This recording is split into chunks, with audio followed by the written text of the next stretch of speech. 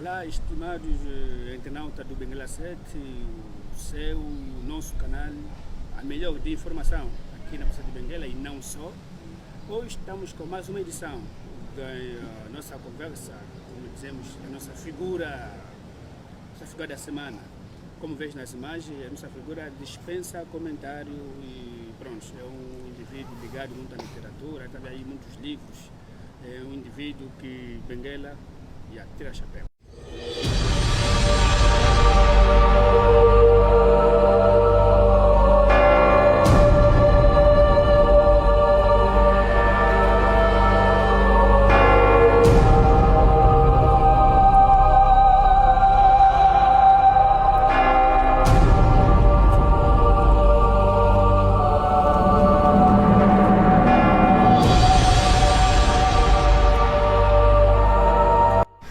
Eu sou o Pedro Chitunda Sendo, nasci no bairro da Calomanga, em Benguela, na década de 80.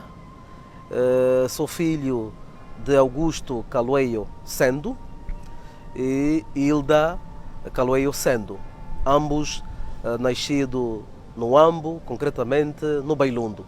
Ok. Então é o original do Ambo.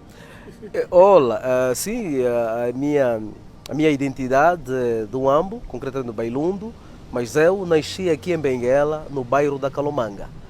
Sou casado com a Luzia Sendo, tenho 3 filhos, 3 garotos. Uma menina? Não, nenhuma, não tenho uma menina. E os filhos, 2, os nomes que eu dei, fazem, portanto, uma relação com a literatura. Ok. Exatamente. Sim, interessante. Para dizer que eu tenho o Bourdieu é o segundo filho, e tenho o Pitágoras, o terceiro filho. Ok, são grandes cientistas. Claro, são pensadores que marcaram a ciência, marcaram o mundo com os seus percursos no âmbito da própria ciência, tal como disse, e deixaram um legado, portanto, muito espetacular no descobrimento do mundo e das suas incursões que fizeram pelo mundo. Por isso que atribuíste mesmo para não perder a essência, dar o nome desse cientista aos seus filhos. Prontos, não é só perder a essência, porque gostei imensamente da atividade intelectual que eles, portanto, fizeram, o contributo deles para este mundo, de facto deixaram um mundo diferente do que eles encontraram, e achei que devia dar o nome aos meus filhos para torná-los um pouco mais próximos, quiçá para facilitar também aquilo que é a viagem que eu gosto no âmbito do conhecimento e da literatura. Como é que foi a sua infância? Conta-nos essa trajetória desde a adolescência, ou seja, desde a infância até a adolescência. Ok, foi uma infância e adolescência, se calhar quase igual a de muitos benguelenses, não é? Que nasceram, portanto, numa família humilde, uma família com muitas dificuldades financeira, por conta mesmo da situação em que o país vivia. Eu acho que isso é uma cantiga a falar reiteradas vezes. Eu faço parte daqueles jovens que, de facto, os seus desejos foram privados pela situação em que o país vivia, o conflito armado. Muitos sonhos não foram realizados por conta disso, porque, digamos, os nossos compromissos da criança naquela altura não foi de facto honrado, e pronto, tínhamos de, claro, na parte do Estado, tínhamos de passar por várias dificuldades neste quesito, mas também quero assegurar que ainda assim tive uma infância, portanto, belíssima. Eu brinquei muito com os meus amigos, gostava, certamente, carro de lata, sobretudo jogar bola. Uma novidade, eu joguei bola de saco, joguei a bola de saco, tanto com os pés como com as mãos, e tive muita facilidade de socialização, porque os meus pais não tanto me guardavam, como se diz na gíria, embora eu, portanto, sou alguém com necessidade educativa especial, mas não tive uma limitação quer da minha família, quer no seio dos meus amigos e tudo mais.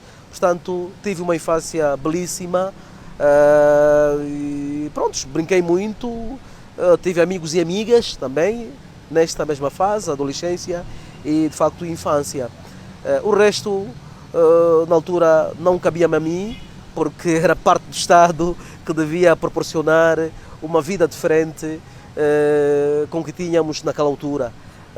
Prontos, independentemente das dificuldades por que passamos, ainda assim, o bocadinho que os meus pais tiveram, conseguiram construir essa personalidade que sou hoje, Pedro sendo.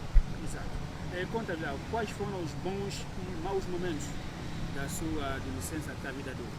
Olá, os maus momentos foram, eu acho que só consigo recordar um, foi quando perdi o meu colega chamado Sapalo, na escola da Liga, 1012, em 96, 97, perdi um colega muito carinhoso, que acho que na altura estávamos a fazer a segunda classe ou a terceira se calhar. Prontos, foi um jovem muito carinhoso, o jovem morreu naquela altura. Eu posso recordar desse episódio, penso que a mãe do jovem fazia pão e prontos, acho que a dada altura eles passaram a noite com uma vela muito próximo da sua cama e tal. A vela pegou o lençol e tudo e prontos, o jovem Sapalo, meu colega, faleceu nessas condições e eu tenho muita memória desse meu colega que faleceu de facto entre 96 e 97. Este é um momento muito triste, marcou-me muito. Agora, momentos bons, recordo-me apenas do encaminhamento quando eu terminei a quarta classe, em 98, 99, fui encaminhado para a Escola Tomás Ferreira, onde hoje sou o professor dessa mesma instituição. Terminei a quarta classe na 1012, a Escola da Liga, e naquela altura os meus pais e eu não tivemos que nos cansar por procurar vagas, portanto a escola fez o encaminhamento para Tomás Ferreira, tanto que era uma escola tanto da zona D e um bocadinho próximo da nossa residência na Calomanga, e porque também a maior parte dos moradores que viviam na Calomanga portanto, só iam estudar na Tomás Ferreira ou na 22. E eu tive a sorte de ser encaminhado para Tomás Ferreira, onde fiz, na verdade, a quinta classe. Na altura, o segundo nível. Exato. Isso é em função da situação física que se encontra ou mesmo o bom senso do programa da... Não. Acho que foi um programa delineado ao nível do Ministério da Educação. Portanto, concretamente, esta realidade viveu-se, se calhar, em todo o país. Mas eu recordo-me aqui em Benguela, a maior parte dos adolescentes que terminassem, portanto, o ensino primário, portanto, o ensino primário ia da iniciação até a quarta classe, na altura, hoje é da iniciação até a sexta. Então eu quero falar do passado.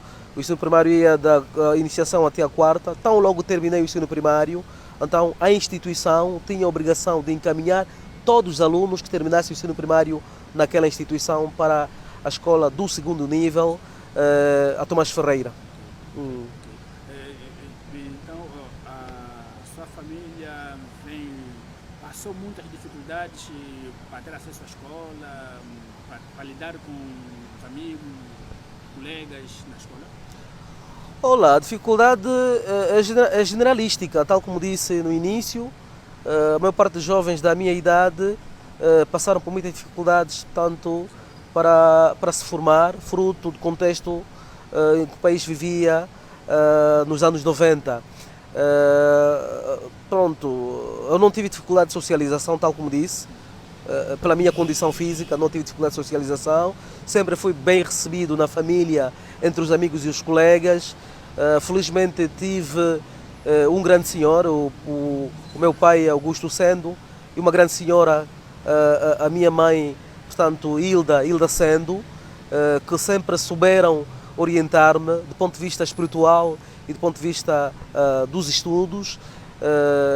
Prontos, não me limitaram enquanto a minha condição física, não tive essas limitações, deram-me sempre uma abertura para que eu possa estudar, ou para que eu pudesse para que eu pudesse estudar, a concretizar alguns sonhos do ponto de vista de formação, com os custos próprios que os pais tinham naquela altura, que era também muito pequeno, que não era fácil, portanto, orientar um filho a ter uma formação, e graças a Deus conseguimos avançar um bocadinho naquela altura, porque também já havia alguma dificuldade para estudar, mas ainda assim os meus pais souberam orientar-me para uma formação que de facto hoje digo que vale a pena.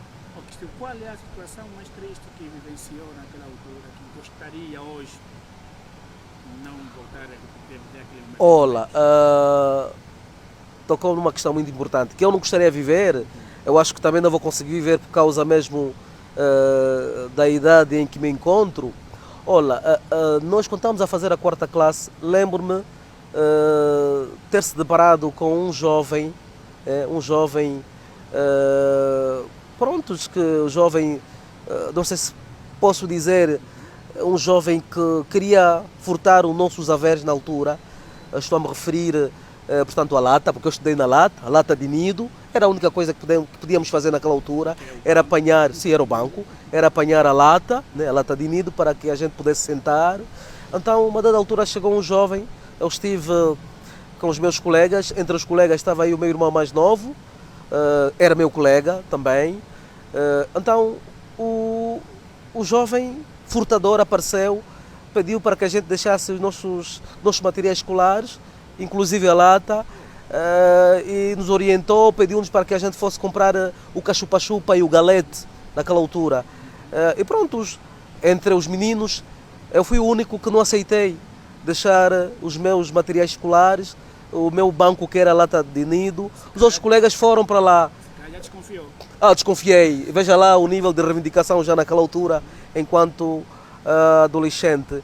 Então, os meus irmãos, os meus colegas foram para lá comprar na pracinha, e eu não cheguei de ir, fiquei ao lado dele, mas ele era muito agressivo, e só sei dizer que quando me distraí, ele machucou as nossas latas, que eram nossos assentos, levou os materiais, portanto, do meu irmão e dos meus colegas. O meu material, como estava no saco, o saco preto, eu não entreguei o meu material, e não tinha também tanta força assim, e pronto, só sei dizer que ele levou os materiais dos meus colegas e do meu irmão e machucou as nossas latas, e pronto, foi um episódio muito triste. É verdade que com a minha idade já não conseguirei voltar a viver, mas é algo que nem penso que os meus filhos voltem a passar por esta triste situação em que eu passei. Eu gostava mesmo a me esquecer, quando falei da minha infância, eu gostava de mostrar essa fotografia aqui. Eu acho que essa é a família africana, realmente vasta. Então, estes todos são meus irmãos, na fotografia, se podem ver, aqui, portanto, do meu lado esquerdo está o meu irmão mais velho, o professor Tuto, Eugênio Caloio Sendo, mais conhecido pelo professor Tuto.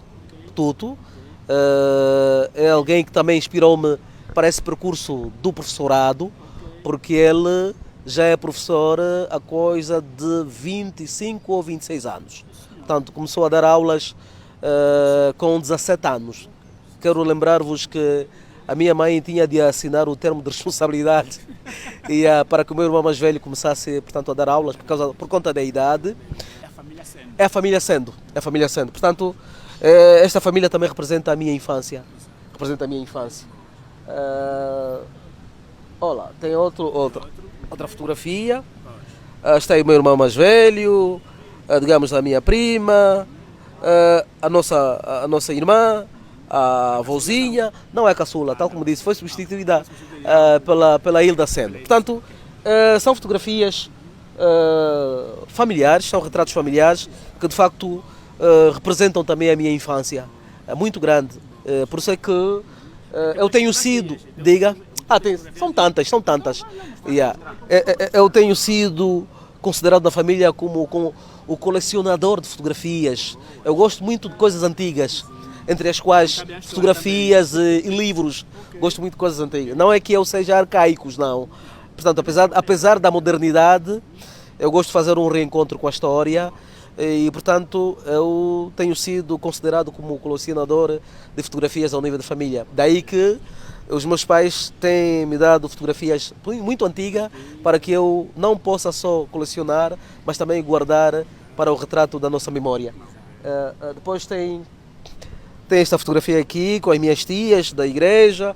Eu estou aqui no lado esquerdo. Estou aqui no lado esquerdo. Portanto, diz sempre Bairro da Calomanga. Bairro da Calomanga, concretamente na igreja de Cesareia. Porque também sou batizado, sou, portanto, confirmado, sou membro em plena comunhão.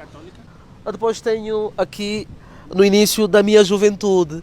Este mesmo é o baú, aí estou a começar. Repare aí, eu tinha algumas emoções também, alguns sentimentos. Como podem ver, estou aí com um brinco. Estou ali com um brinco, estou entre as meninas. Sim, estou com um brinco aí. Estou entre as meninas.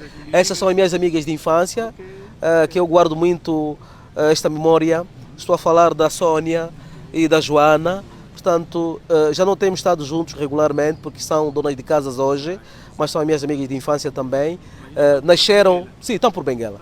Nasceram no bairro da Calomanga e prontos, aí estávamos a sair da nossa adolescência para a juventude.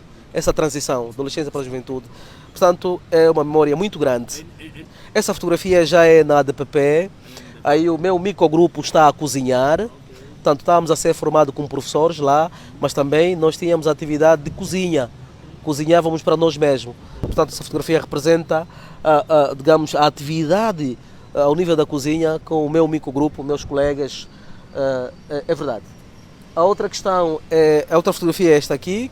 Aí foi nas práticas pedagógicas. Ali já terminamos o primeiro ano na escola de PP. Terminamos o primeiro ano. Início do segundo, começamos a fazer, portanto, as práticas pedagógicas na escola primária da Mina, é onde eu fiz a prática pedagógica, porque nós aí na ADPP estudamos em período, primeiro período, segundo até o oitavo período. Penso que ali estávamos no quarto período, estamos no quarto período e estamos a nos preparar, de facto, estamos a exercer as práticas pedagógicas como professor. A outra fotografia é mesmo no baú, é esta aqui.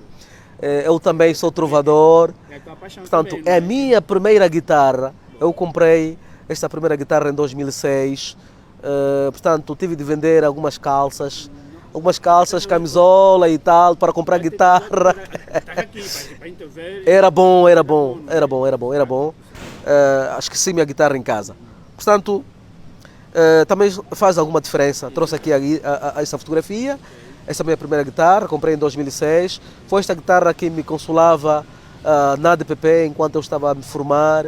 Momentos de dor, de tristeza, alegria. Portanto, eu pegava na guitarra para cantar um bocadinho. E porque também a música faz parte do meu círculo familiar. O meu irmão mais velho ensinou-me as primeiras notas da guitarra. Ensinou-me a tocar guitarra, sobretudo as primeiras notas. E depois desenvolvi. A outra fotografia é esta aqui, já nas montanhas que circunscrevem a ADPP. Portanto, eu estava ali a refletir um bocadinho, foi em 2007. A refletir a vida. Foi em 2007 ali, 2007. Tanto um ano depois de eu ter entrado na ADPP. Estávamos entre as montanhas, como podem ver. Estava a refletir a vida. Portanto, são tantas fotografias. Gostava de mostrar também alguns colegas meus que estão aqui, que terminamos, portanto, a formação média de professor na ADPP. Hoje são grandes senhores. Hoje são grandes senhores. Mas todos ingressaram, são todos professores? Uns foram para a educação, outros foram para o governo. Tenho colegas no Mochico que estão a trabalhar no governo provincial do Mochico, outros estão na administração e tudo mais. Portanto, hoje são grandes senhores. Tem aí advogados, professores, a maior parte é professor, por conta mesmo da formação média, diretores também, aí tem diretores. Portanto, são grandes senhores hoje. Queremos saber quanto tempo milita na UNITA? Eu milito na UNITA há 14 anos. 14 anos. Que ele funcionou então na UNITA? Olha, dizia o presidente fundador do nosso grandioso partido, a UNITA, que a UNITA não se define, a UNITA sente-se, a UNITA sente-se. Então, eu não tenho alguém que de facto me tenha influenciado.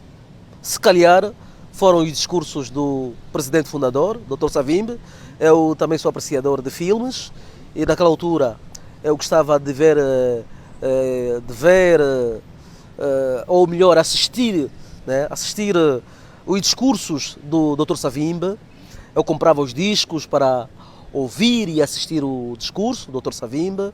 Eu acho que se calhar foi isto que influenciou-me, portanto, a ter uma decisão. Só sei dizer que no dia 30 de junho de 2009 eu me dirigi ao secretariado provincial do partido, encontrei o mais velho Gideão Lucavelo, foi o secretário provincial da Jura naquela altura, em 2009.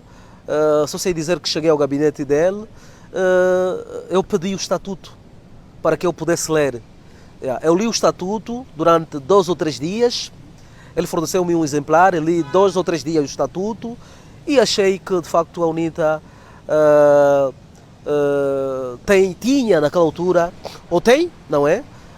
Os princípios que de facto mostram a africanidade, a angolanidade, defendia valores como a justiça, valores como a democracia, valores como a solidariedade. Portanto, são princípios que eu de facto defendia e achei que ali no partido eu encontrei de facto uma família que devia conduzir-me, devia, portanto, dar-me um arcabouço muito grande para a construção também da minha identidade política. Portanto, tal como disse, a influência talvez seja o discurso do Dr. Savimbi e a minha decisão foi espontânea, porque eu não me compadecia na altura com injustiça, não me compadecia com um nível de pobreza muito grande que o país vivia, não me compadecia com coisas que de facto eram também contra os princípios divinos, né? se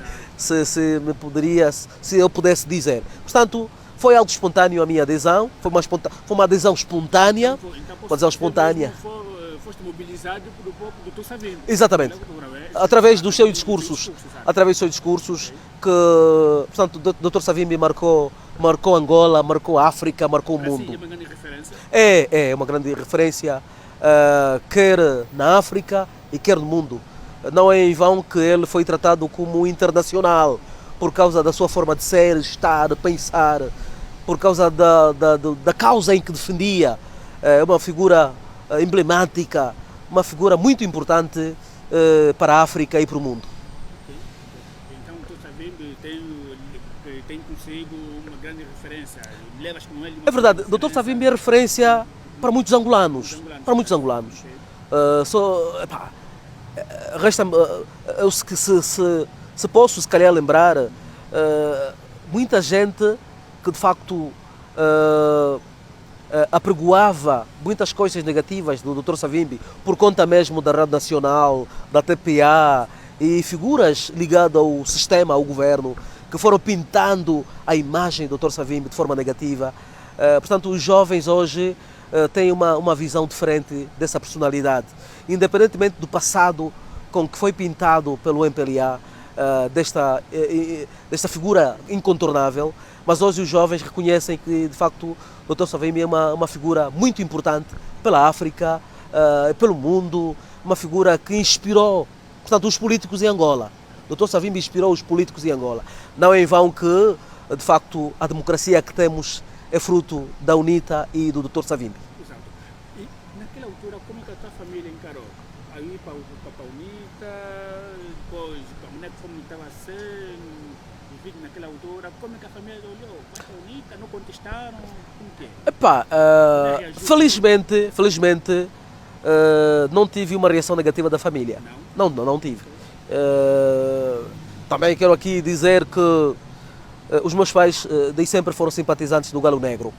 Foram simpatizantes do Galo Negro e se calhar o caro jornalista não sabe que a Calomanga foi um dos bairros que também, ao nível de Benguela, sofreu caça-homem. Calomanga sofreu caça-homem E pronto, os meus pais também foram vítimas do caça-homem, portanto, ao nível de Benguela, concretamente do bairro da Calomanga. Felizmente não morreram. Isso é por causa do comitê que está lá, que foi Sim, inaugurado o comitê da Calomanga é um comitê histórico. Foi inaugurado pelo Dr. Savimbi. Quando foi inaugurado, tanto na altura ainda não era comitê, era na perspectiva de uma clínica, porque o comitê esteve no outro lugar. O comitê esteve bem juntinho à Escola da Liga, numa área em que se chama Calosongo, na Calomanga. O comitê esteve ali, mas então aquele espaço foi inaugurado como uma clínica, mas quem inaugurou foi o Dr. Savimbi. Mas com o andar do tempo, viu-se que houve toda a necessidade de portanto, colocar o comitê naquele sítio, portanto, transformar a clínica em comitê. Exato, mas foi uma clínica...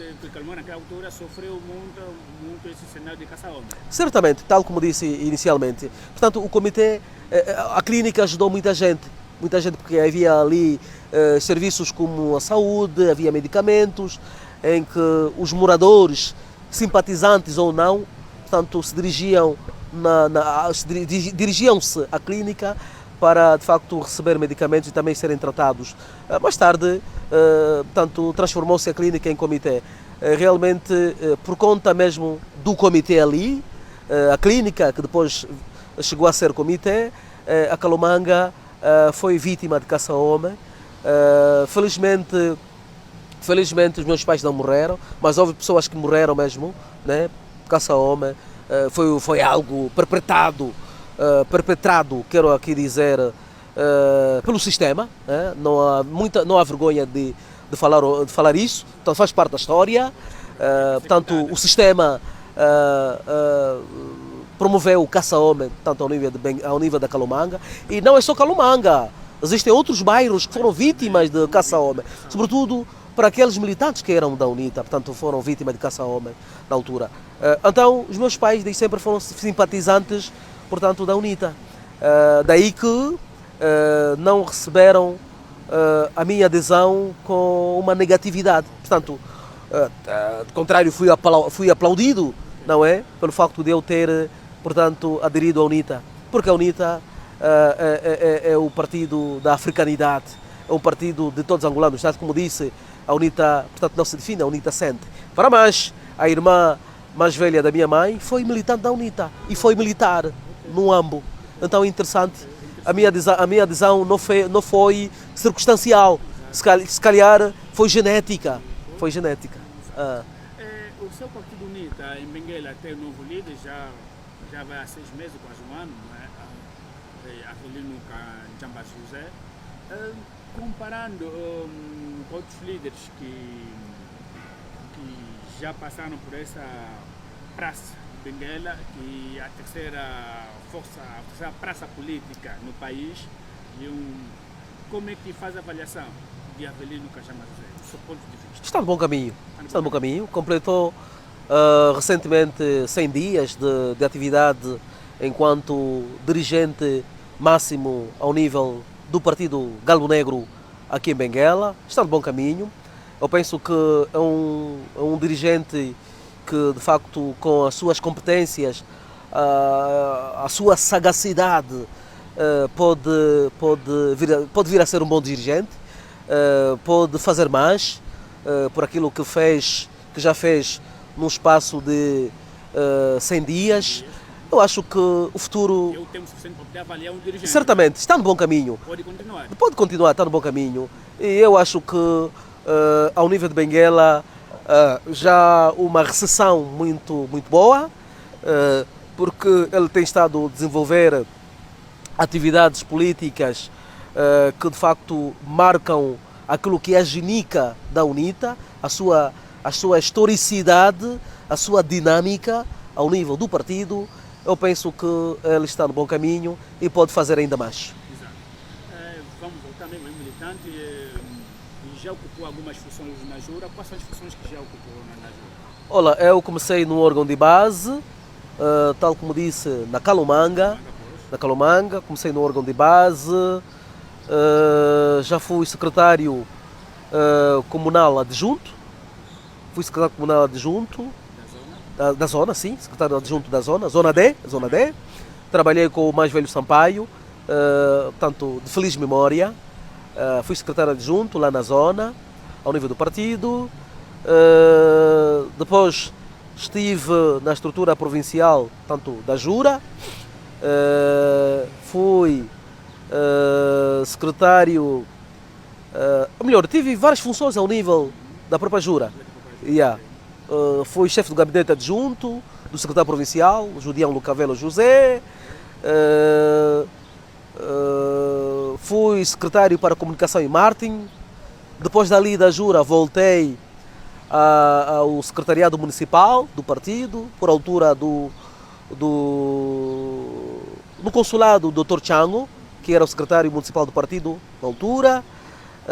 Portanto, uma figura muito forte também da uma figura muito forte, né, da UNITA em Benguela, muito conhecido. Ele é muito conhecido tanto ao nível de Benguela, desenvolveu uma atividade também muito grande ao nível de Benguela, ao nível do partido. Então, no consulado do Dr. Chango também exerci muitas funções que marcaram também a minha atividade política. Depois então volto outra vez para a estrutura provincial da Jura, desempenhei o cargo de secretário para os assuntos académicos até onde terminei as minhas funções ao nível do partido. Só sei dizer que hoje sou membro, sou membro do partido.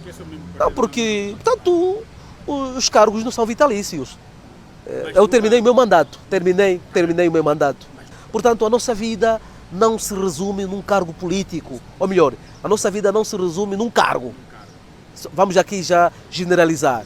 Cargo, portanto, profissional e tudo mais, político. A nossa vida não se resume num cargo. Portanto, tivemos um contexto, desempenhamos bem a nossa função enquanto secretário provincial para assuntos académicos. Tive o meu adjunto, o Domingos Vicente, um jovem que eu admiro tanto, um político, um académico também que reflete bem, tem estado a apresentar bem as suas opiniões, as suas reflexões. Só não estou a falar isso por ser o meu amigo muito próximo, mas é alguém que pensa Angola. Domingos Vicente, um jovem professor e promissor também no âmbito da própria política. Fala um pouco das suas obras. Quantas já publicou? Olha, eu publiquei apenas uma. Publiquei uma obra, Encantos da minha alma. Exatamente, publiquei esta obra, Encantos da minha alma. Esta é a primeira obra. Este livro é um livro, portanto, interessante, tal como disse, é um conjunto de poemas que contém 64 páginas. 64 páginas. Então, o meu percurso na literatura, primeiro tem a responsabilidade de alguns irmãos da Igreja Testemunha de Jeová. Eu começo a gostar de ler,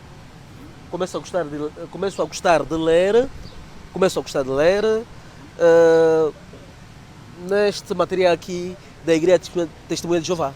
Sentinelas. Eu comecei a gostar de ler em 2006. Em 2006. 2006 até que não. 2004. Comecei a gostar de ler em 2004. Porque essas revistas, Sentinela, Despertai, haviam dois livros que a Igreja Testemunha de Jeová tanto oferecia regularmente.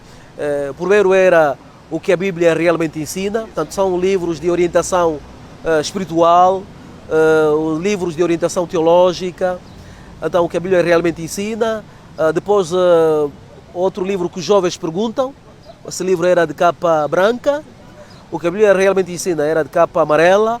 Portanto eu comecei a ler destes livros, comecei a gostar de leitura nestes livros.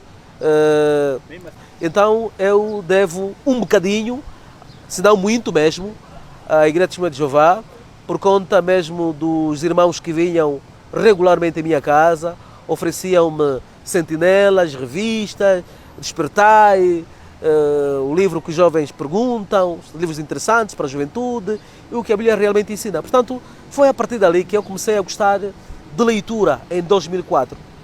A segunda razão foi o meu ingresso na Brigada Jovem de Literatura. Em que ano?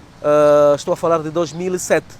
Em 2007, eu não posso deixar de referenciar aqui os dois grandes senhores. Primeiro, Lucas Catimba, foi a pessoa que me recebeu na Brigada Jovem de Literatura. Naquela altura, entrar na Brigada, portanto, a pessoa tinha de apresentar 10 textos. 10 textos da altura. Hoje, a pessoa entra sem apresentar texto nenhum. Texto nenhum. Portanto, basta ter vontade, entra na Brigada, e porque também a Brigada não é só uma organização que congrega escritores, também congrega amantes da leitura, amantes da literatura e aqueles também que não gostam da literatura. Portanto, na convivência com pessoas que gostam de literatura, de leitura, portanto, essas pessoas que ingressam portanto, na Brigada, sem gostar de leitura, podem vir a gostar de leitura. Então, voltemos nos grandes senhores que eu aqui mencionei. A primeira pessoa foi o Lucas Catimba, recebeu-me em 2007. O atual secretário do CNJ, sim. Eu falo com muita propriedade. O Lucas Catimba não é meu amigo de agora. Lucas Catimba é um amigo, portanto, de aproximadamente 16, 17 anos. Aproximadamente 16, 17 anos. Portanto, eu já falei no meu lançamento. Eu, quando conheci o Lucas Catimba, ele só tinha, portanto, uma cama no quarto dele, uma cama e uma banca com livros, porque era um jovem que gostava muito de leitura, gostava muito de leitura, o Lucas Catimba. Portanto, ele recebeu-me na Brigada Jovem de Literatura em 2007. Eu tinha de apresentar 10 textos, tal como disse. A segunda pessoa foi o Martinho Bangula. Martinho Bangula era, na altura, o secretário provincial da Brigada Jovem de Literatura. Portanto, Lucas Catimba e o Martinho Bangula são as duas figuras que receberam-me ao nível da Brigada Jovem de Literatura em Benguela. Os jovens ainda gostam de ler ou estamos naquela que os jovens não leem? Como avaliar? Essa pergunta é interessante. Lembra-me do debate que tivemos na Rádio Benguela há coisa de 2 semanas. Eu e o Jorge Pimentel, um jovem que vai lançar já o seu livro no dia 8. No dia 8, portanto, na sexta-feira. Portanto, Jorge Pimentel e eu debatemos essa questão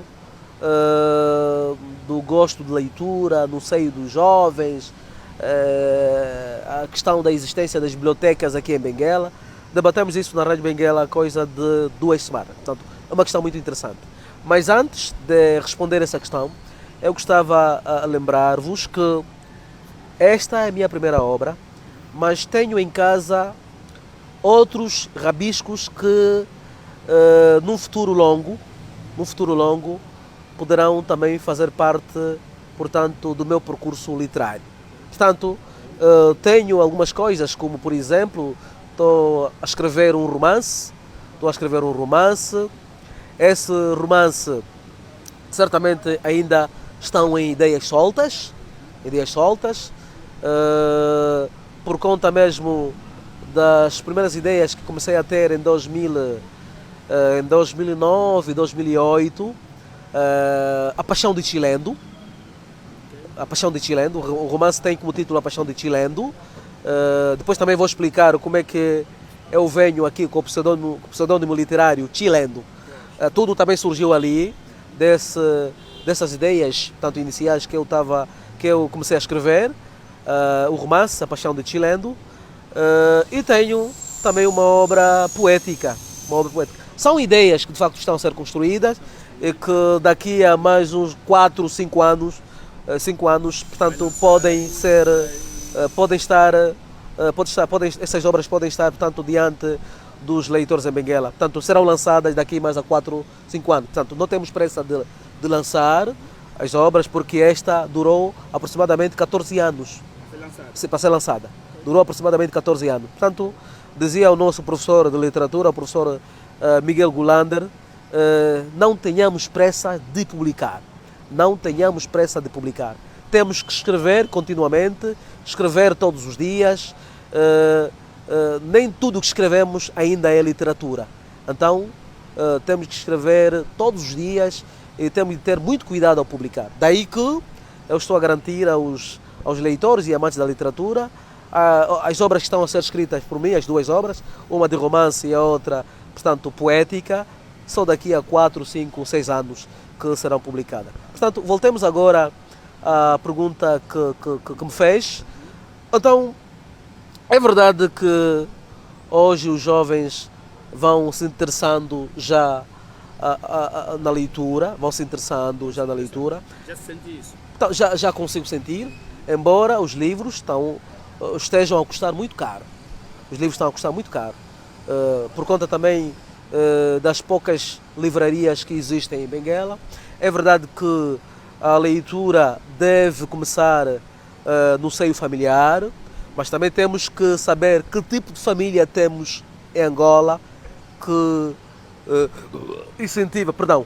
tipo de família temos em Angola, porque o Estado devia ser o ente principal que devia promover a leitura no seio familiar. O Estado devia ser o ente principal que devia promover a leitura no seio familiar. Promover como? Claro, tornar os livros mais baratos. Ou melhor, estou a falar da subvenção dos livros, como havia no passado. A subvenção dos livros devia promover a existência de mais bibliotecas públicas. Ao nível de Benguela, bibliotecas públicas, só sei que temos a Mediateca e a Biblioteca da Administração Municipal de Benguela. As outras bibliotecas não consigo mais indicar. Sim, porque as outras bibliotecas que existem... Uma província com 10 municípios só tem 2 bibliotecas. Pelo menos as bibliotecas que eu conheço. Porque as outras, pronto, se não são publicadas, não são promovidas, é porque não existem.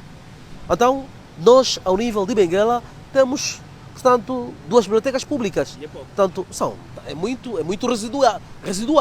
É muito residual. Então, deviam existir mais. As outras são bibliotecas dos institutos superiores.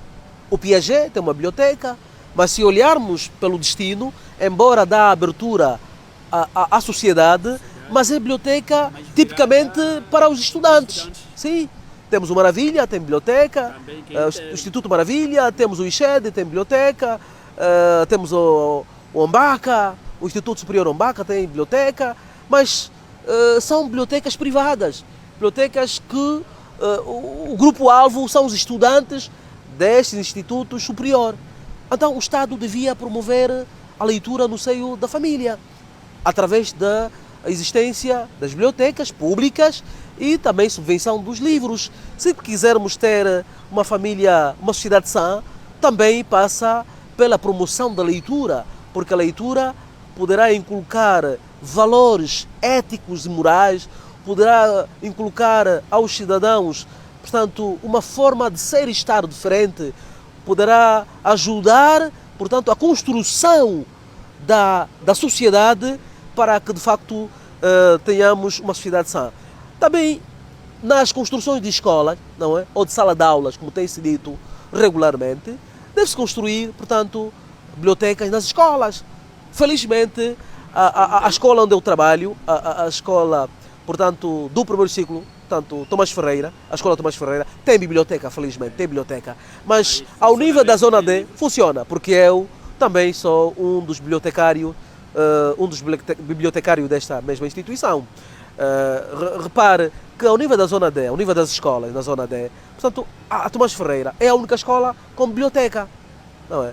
Então, eu não sei se existem outras escolas públicas que tenham biblioteca, mas só sei dizer que as escolas, a maior parte das escolas não tem biblioteca.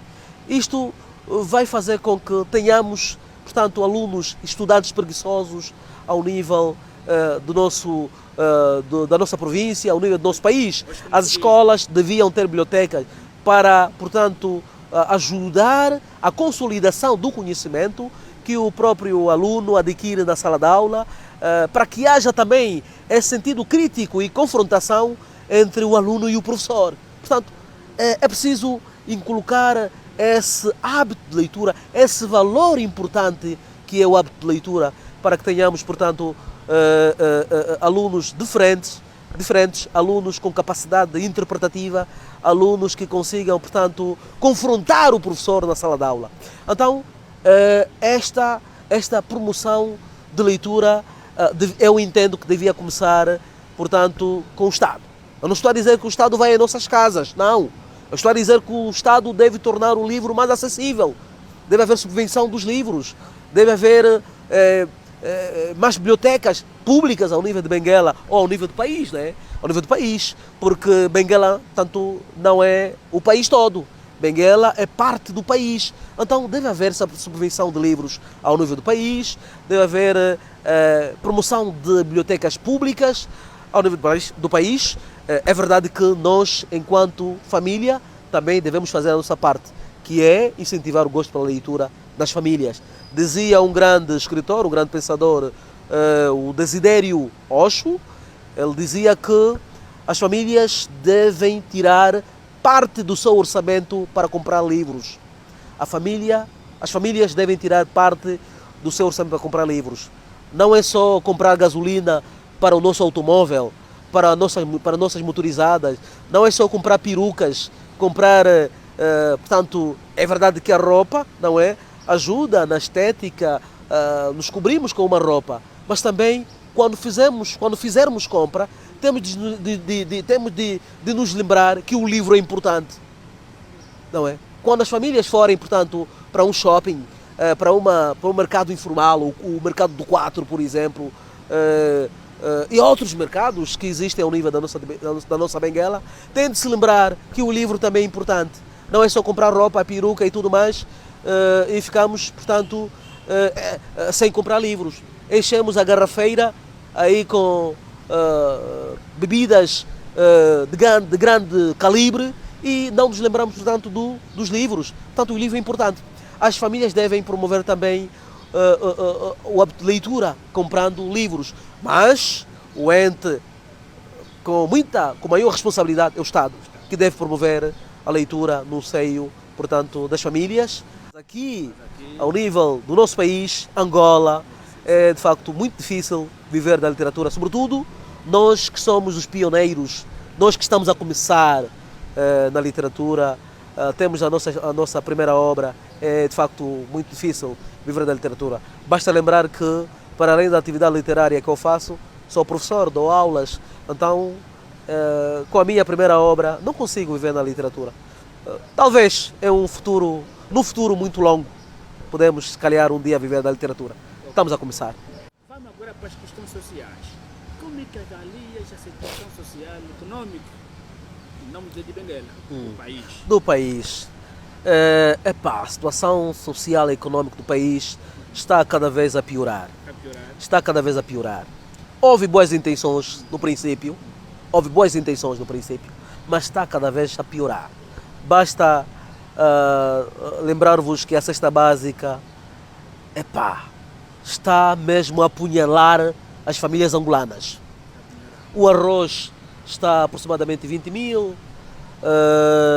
o óleo também aproximadamente 20 mil, o óleo está 18, 19, as famílias já não conseguem comprar um saco de arroz. A única coisa que podem fazer é comprar tio Luca, não é? Tio Luca, 10 quilos, né? 10 quilos de arroz, o óleo comprarem metadinha, o sócio virou moda. Portanto, a situação social e política do país está cada vez a piorar, por conta da má aplicação das políticas públicas. O Presidente da República tem, de facto, de perceber que os angolanos estão a sofrer. Os angolanos estão a passar muitas dificuldades. Não está a perceber? Será que não está a perceber? Eu acho que deve estar a ver. Deve estar a ver. Então, o que é que falta? Deve estar a ver. Se calhar está a fazer política de manutenção de poder, tal como tem-se dito, porque o que se quer não é melhorar as condições sociais do país, é melhorar a manutenção do MPLA no poder. É isso que se quer. Então, quem faz a manutenção do poder tem que piorar a vida social das famílias? Eu acho que não é por aí. mas aquilo que estamos a ver, do ponto de vista da aplicação das políticas públicas, os valores, os dinheiros estão a ser dirigidos para coisas que de facto não são tão importantes assim. Não são tão importantes assim. Porque tem-se dito que a fome não espera.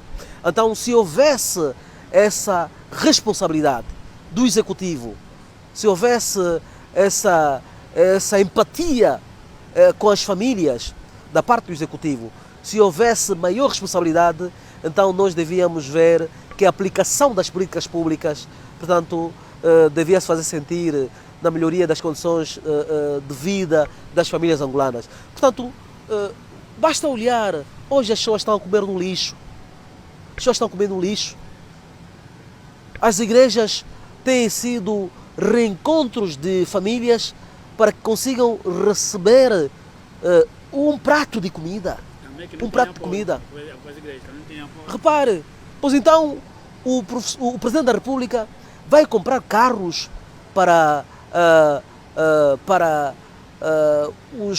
as pessoas que fazem serviços na presidência. Vai comprar carros top de gama para as pessoas que fazem serviços na presidência. Então, não cria só políticas para baixar o arroz. Não cria política para melhorar a condição de vida dos cidadãos. O Presidente da República sai muitas vezes fora do país, muitas viagens. E essas viagens que ele faz com os seus assessores, os ministros, portanto, são viagens quase que milionárias. Então, gasta-se muito dinheiro com as viagens.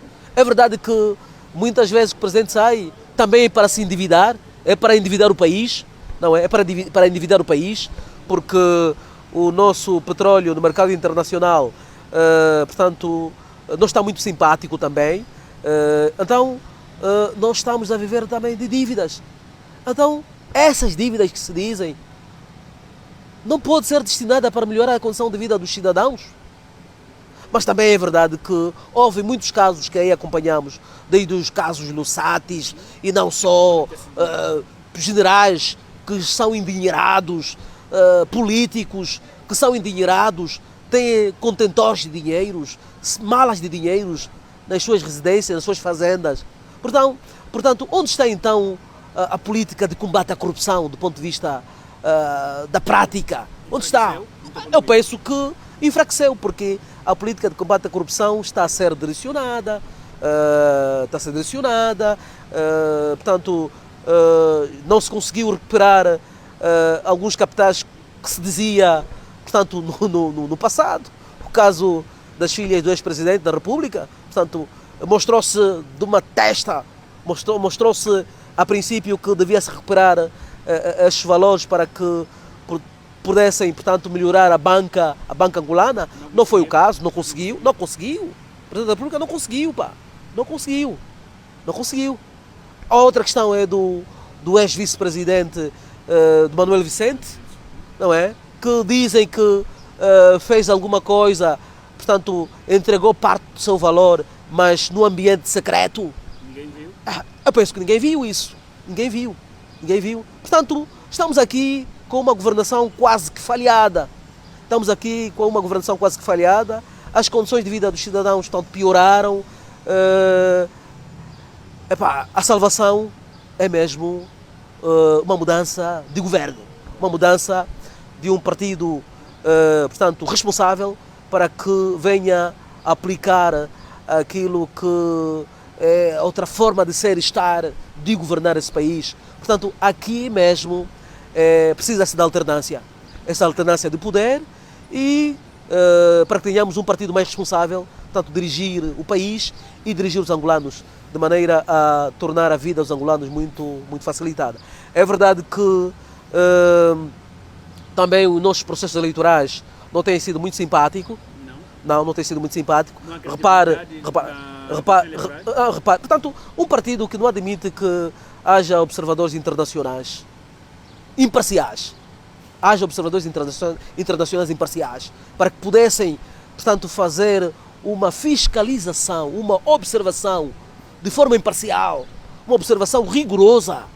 Então, um partido que não admite isso, acha que estamos diante de um governo responsável? Eu acho que não.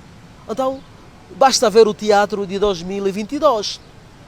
Basta ver o teatro de 2022. Claro que houve um teatro. Houve um teatro. Os angolanos sabem. Os angolanos sabem onde votaram. Os angolanos sabem onde votaram. O ano passado, os angolanos votaram na alternância. Os angolanos votaram para uma alternância de poder. Os angolanos votaram, portanto, ao presidente, que de facto, é claro que não foi eleições presidenciais. E como pode saber, o nosso sistema, portanto, é um sistema que, portanto, elegemos o governo, elegemos o presidente da República e elegemos também os parlamentares. Portanto, é um voto vale para as três coisas: para o governo, para os parlamentares e para o presidente da República. Por quê? Porque se tivéssemos, na verdade, eleições separadas, não é? Governo e presidenciais, certamente que o presidente mais simpático de Angola, o Adalberto Costa Júnior, teria, na verdade, vencido as eleições em Angola, se fossem eleições presidenciais. Mas também quero aqui voltar que as eleições do ano passado não foram eleições simpáticas. Não foram eleições simpáticas, porque por várias questões que aconteceram, tanto não houve observações. De quem é a culpa? A culpa é de quem organizou. A culpa é de quem organizou. Mas se você então organiza todo o processo, portanto, você é o homem da bola, depois é o árbitro, é o homem da bola, é o árbitro, você faz quase tudo. Acha que você vai servir-se... E é jogador ao mesmo tempo. Acha que você vai servir-se, portanto, osso na cozinha? Eu acho que não. Então, estamos a falar aqui com muita propriedade também, porque para além de pessoa ligada à literatura, somos políticos e acompanhamos também todo o processo eletivo o ano passado. Né? Acompanhamos todo o processo eletivo, porque estamos na política há algum tempo, então estamos a falar com alguma propriedade. Basta olhar pelos angolanos. Os angolanos votaram para um partido diferente. Os angolanos votaram para a alternância. É claro, os angolanos votaram na UNITA. Isto é visível, sem desprimores, com os resultados que foram apresentando por aí. Portanto, basta lembrar que... Mas então, quem ganhou tem medo das reivindicações? Quem ganhou tem medo das reivindicações? Tem medo? Sim, quem ganhou tem medo das reivindicações. Repare que eu lembro muito bem o ano passado, depois das eleições, os aviões começaram a sobrevoar por todo o país. Para quê? Quem organizou acho que sabe. Sabia para quê, na altura. Não podiam ir sobrevoar? Naquele contexto eletivo, naquela semana das eleições, eu acho que foi estratégico. Foi mesmo para intimidar os angolanos. E em Luanda, por exemplo, saíram tanques de guerra.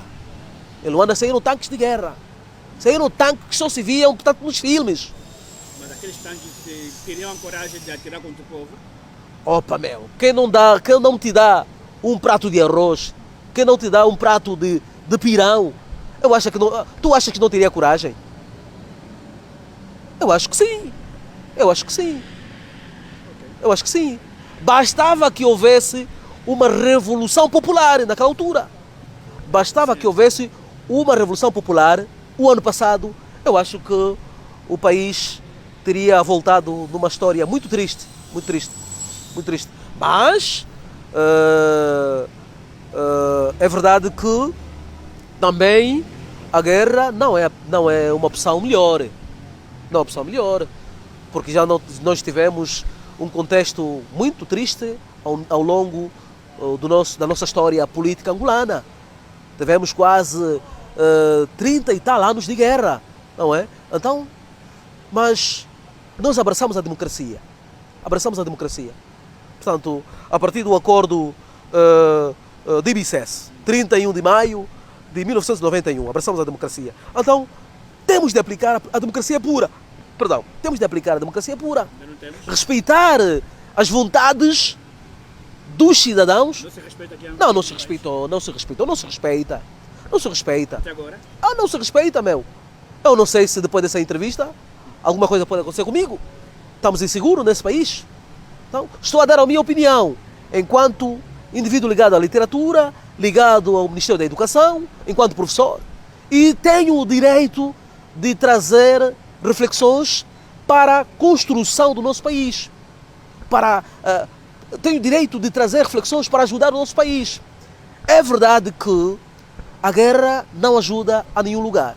Mas, se abraçamos a democracia, temos que, de facto, cumprir com todos os pressupostos que revestem a própria democracia.